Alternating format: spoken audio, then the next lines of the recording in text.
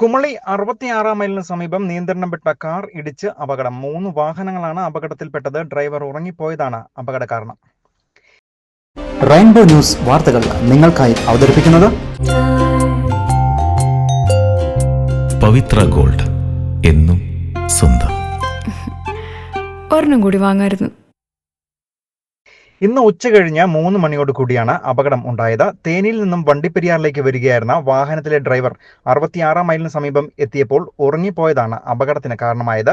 ഈ സമയം നിയന്ത്രണം വിട്ട കാർ വണ്ടിപ്പെരിയാറിൽ നിന്നും കുമളിയിലേക്ക് വരികയായിരുന്ന ഓൾട്ടോ 800 കാറിൽ ഇടിച്ച് കാർ തലകീഴായി മറിയുകയും തുടർന്ന് പുറകെ വരികയായിരുന്ന മറ്റൊരു കാറിൽ ഇടിച്ചാണ് വാഹനം നിന്നത്.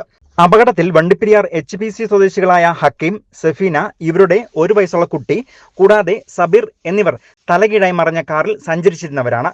നമ്മളിടത്തേക്ക് വന്ന് കയറാൻ വേണ്ടി നമ്മൾ ഇടത്തേക്ക് വെട്ടിച്ചപ്പോൾ തന്നെ സൈഡ് പുല്ലുമായിരുന്നല്ലോ. വന്ന് ഇടിച്ചതും പുല്ലേ കയറിയതും സ്ലിപ്പായി വണ്ടി രണ്ടും ഇടിച്ച് വണ്ടി ഇടിച്ചിടിക്കാൻ വണ്ടി കൂടാതെ വാളാടി ശാന്തിനഗർ സ്വദേശി ലക്ഷ്മിക്കുട്ടി എന്നിവർ ചെറിയ പരിക്കുകളോടെ രക്ഷപ്പെടുകയും ചെയ്തു. തുടർന്ന് കുമളി പോലീസ് സ്ഥലത്തെത്തി മേൽ നടപടികൾ സ്വീകരിച്ചു. അരമണിക്കൂറോളം ഗതാഗതം പൂർണ്ണമായും തടസ്സപ്പെടുകയും ചെയ്തിരുന്നു. News bureau, Kumily.